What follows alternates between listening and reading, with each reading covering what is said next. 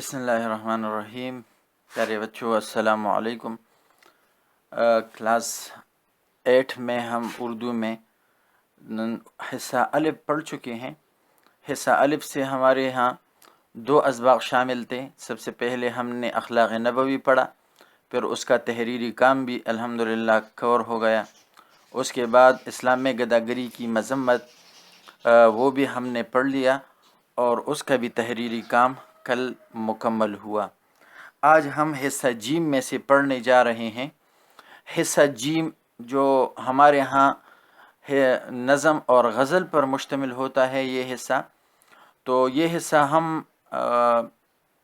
درمیان میں پڑھتی بھی ہیں اور اس کے ساتھ ساتھ اس کا جو تحریری کام ہے وہ بھی لکھتے ہیں۔ تحریری کام اس کے لیے آپ نے الگ سی کاپی انشاءاللہ استعمال کریں گے، لیکن اس سے پہلے ہم یہ تھوڑا پڑھتے ہیں تو سوچنے کے بعد سمجھنے کے بعد پھر اس کو انشاءاللہ اس کی تشریحات ہم لکھیں گے۔ آج اسی سلسلے میں ہم حصہ نظم میں سے پڑھنے جا رہے ہیں الطاف حسین حالی کی حمد۔ یہ صفحہ نمبر 100 پر ہے۔ صفحہ نمبر 100 پر الطاف حسین حالی، اس سے پہلے چونکہ ہم نے ان حضرت کا سبق پڑھا اسلام میں گداگری کی مذمت، وہاں پر ہم الطاف حسین حالی کے بارے میں تفصیل کے ساتھ پڑھ چکے ہیں، لہٰذا آج ہم ڈائریکٹ ان کی نظم پڑھیں گے جو کہ حمد ہے۔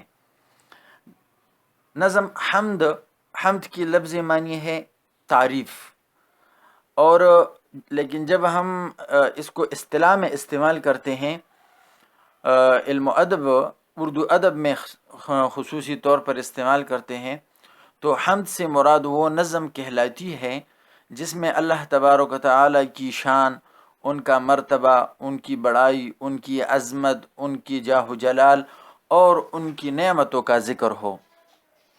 تو بالکل اسی طرح یہاں بھی اس نظم میں مولانا الطاف حسین حالی نے اللہ تعالیٰ کی شان اور ان کی بعض رازوں کو چھیڑا ہے، بعض رازوں کو ظاہر کیا ہے، اللہ تعالیٰ کی عظمت کے بارے میں بات کی ہے، تو وہ آج ہم پڑھیں گے۔ سب سے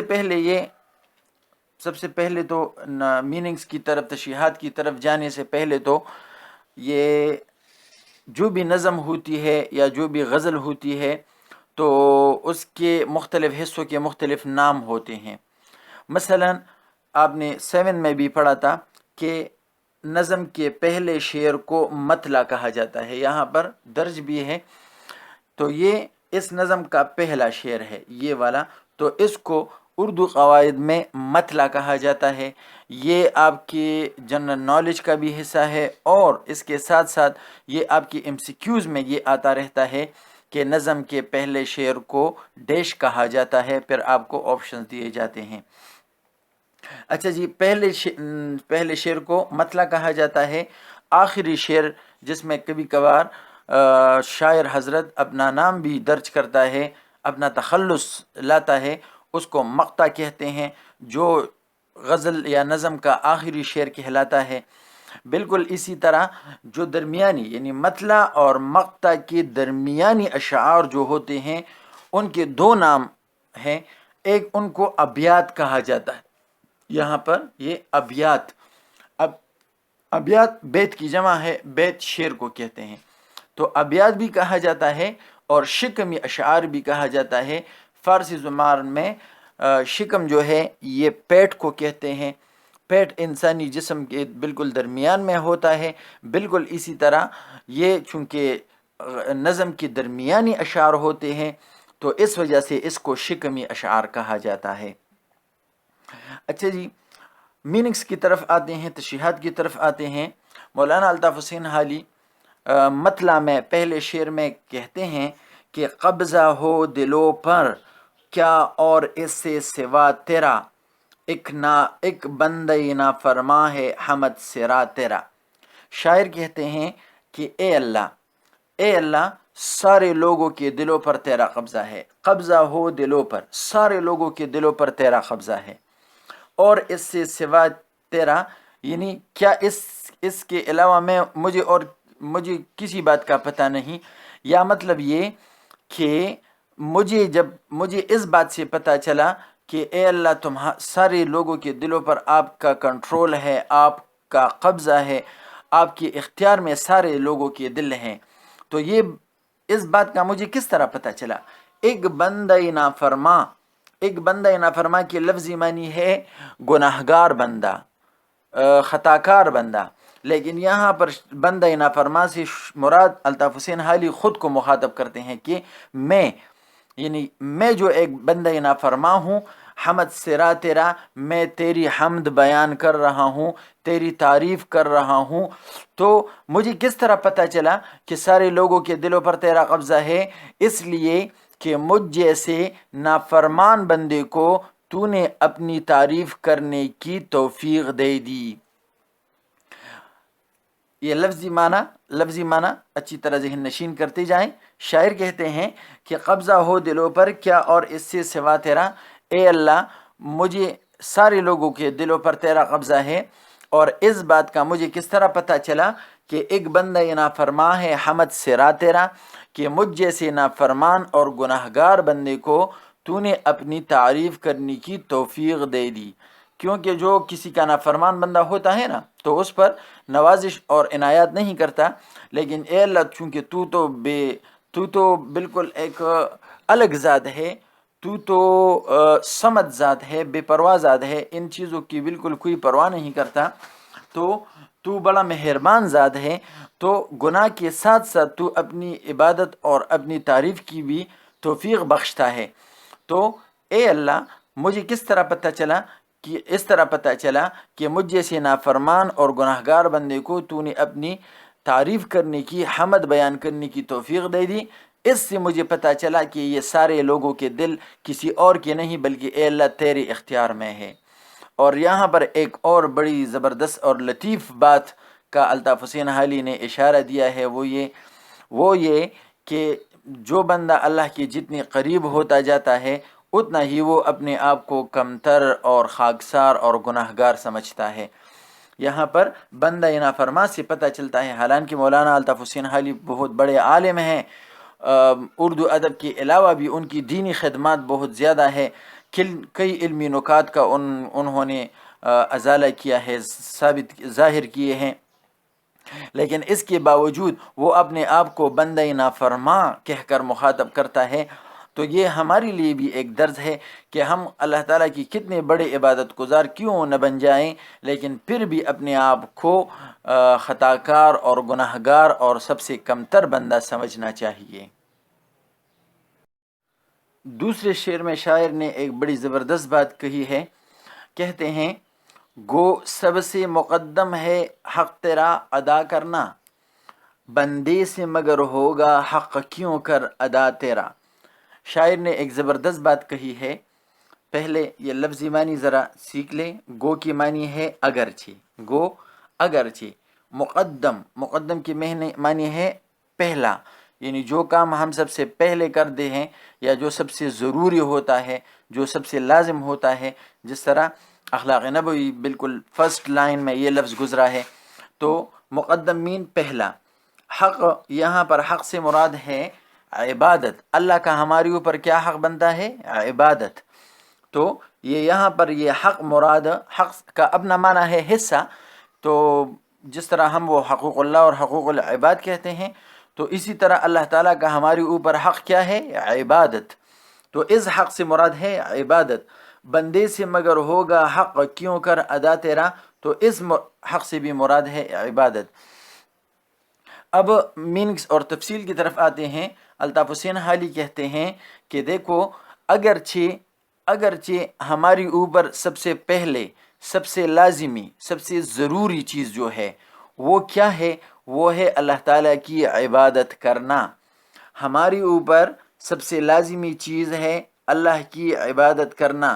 تو اللہ تعالیٰ کو مخاطب کرتے ہوئے کہتے ہیں کہ اے اللہ اگرچہ ہمارے اوپر سب سے پہلا حق آپ کا ہے، یعنی دنیا میں سب سے زیادہ ہمیں چاہیے کہ تمام دوسری ضروریات اور حاجات سے سب پہلے، دوسری لوازمات سے پہلے، دوسرے حقوق سے پہلے، سب سے پہلے آپ کی عبادت کرے، سب سے پہلے ہمیں عبادت پر فوکس کرنا چاہیے۔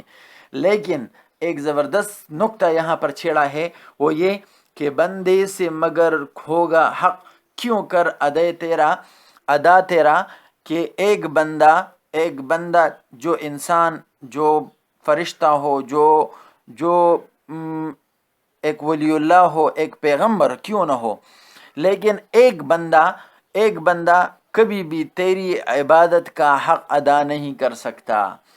ایک بندہ جس عبادت کا تو لائق ہے، جس عبادت کے لیے جو تیری شان ہے، جو تیری جاہ و جلال ہے، تو تیری شان کے مطابق، تیری عظمت کے مطابق کوئی بھی اس طرح عبادت نہیں کر سکتا، چاہے انسان ہو، جن ہو، چاہے فرشتہ ہو، یا کوئی پیغمبر ہی کیوں نہ ہو۔ قرآن میں اس کی بالکل صراحت موجود ہے، وضاحت موجود ہے کہ کوئی بھی بندہ اتنی عبادت نہیں کر سکتا جتنا اللہ کا حق ہے ہماری اوپر۔ تو ایک بندہ اگر پیدا ہوتی ہی سجدہ میں گر جائے، 60 سال 80 سال ساری عمر وہ ایک ہی سجدہ میں گزارے، تو پھر بھی اللہ کی عبادت کا حق ادا نہیں ہو سکتا۔ یہ تو جو چھوٹی چھوٹی عبادات اللہ نے ہماری اوپر فرض کی ہے، یہ تو محض اللہ کا عنایت ہے، اللہ کا فیض ہے، اللہ کا ایک دین ہے، ورنہ ہم ساری زندگی بھی اللہ تعالیٰ کی عبادت کرتے رہے، اللہ کرتے رہے، پھر بھی اللہ تعالیٰ کی ایک نعمت کا شکریہ ادا نہیں ہو سکتا، اللہ کی ایک نعمت کا بھی شکریہ ادا نہیں ہو سکتا، اللہ تعالیٰ کی عظمت کا اور اللہ تعالیٰ کی شان کا حق ادا نہیں ہو سکتا۔ اس وجہ سے الطاف حسین حالی نے اس مضمون کو اس ایک شعر میں بند کیا ہے۔ تو کہتے ہیں کہ گو سب سے مقدم ہے حق تیرا ادا کرنا، کہ اے میرے اللہ تیرا حق ہمارے اوپر عبادت ہے، تو ہمیں سب سے پہلے چاہیے کہ ہم تیرا حق ادا کریں، ہم تیری عبادت کریں، تیری شان کے مطابق عبادت کریں۔ لیکن یہ بھی ایک حقیقت ہے کہ بندے سے مگر ہوگا حق کیوں کر ادا تیرا، کہ ایک بندہ اگر ساری عمر بھی عبادت کرتا رہے، اللہ کرتا رہے، نماز روزہ حج وغیرہ سب کی پابندی بھی کرے، پھر بھی تیری شان کے مطابق وہ عبادت نہیں کر سکتا، یا یہ کہ جتنی تیری عنایات ہے، جتنی تیری نعمتیں ہیں، ان نعمتوں کا شکر، ان نعمتوں کا حق ادا نہیں ہو سکتا۔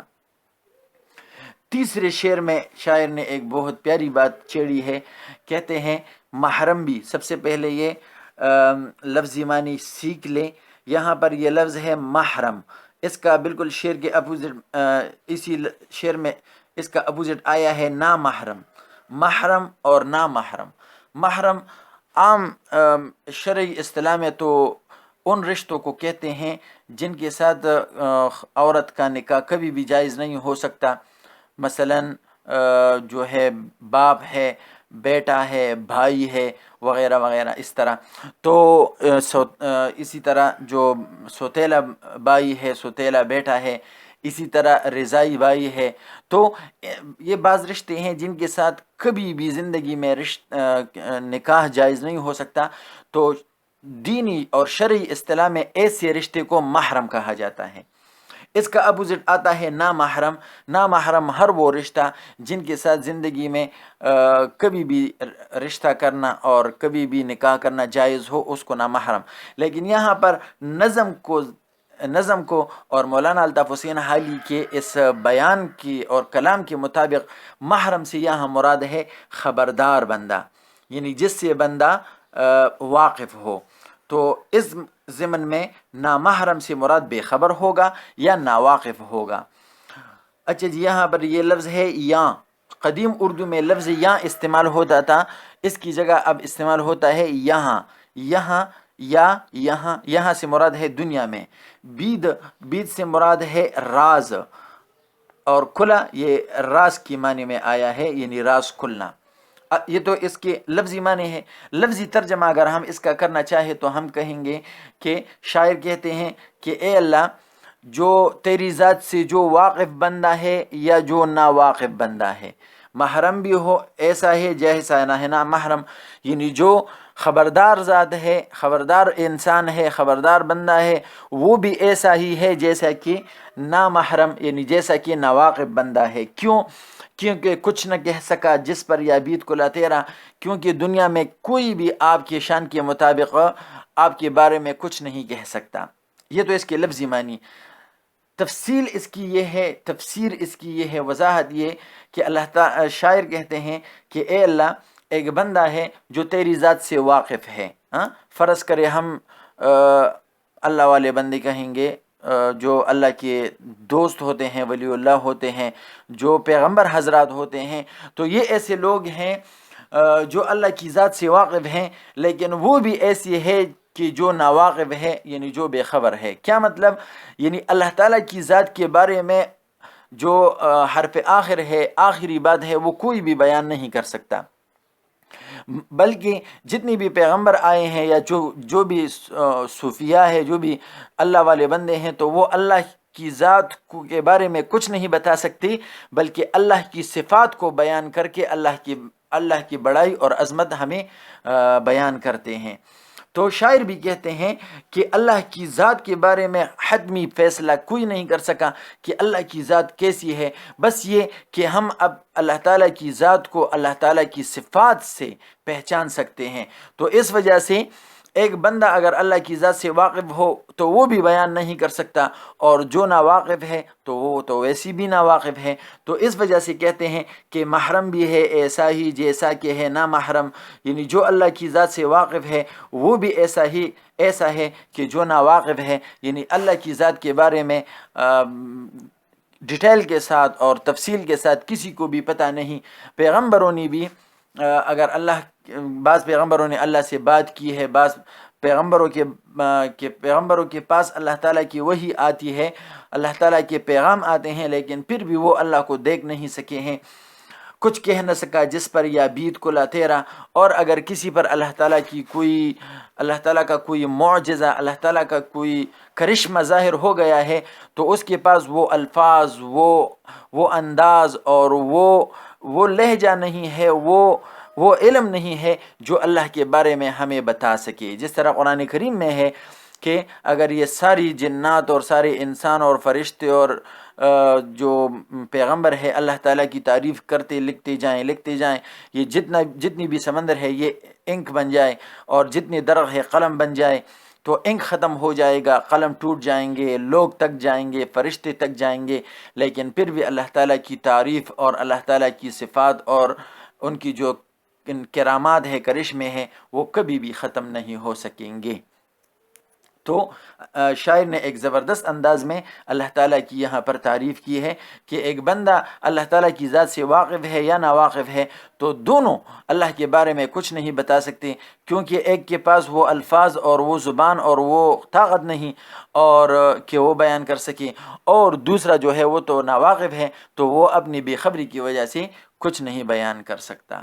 اچھا جی، آج آپ کا ہوم ورک ہوگا وہ یہ کہ سبق اسلام میں گداگری کی مذمت کی جو ہم نے لاسٹ میں 2 اقتباسات لکھے ہیں، وہ آپ اچھی طرح یاد کریں اور پھر اس کے خوب پریکٹس کریں تاکہ اس میں آپ کوئی غلطی نہ کرنے پائے۔ السلام علیکم۔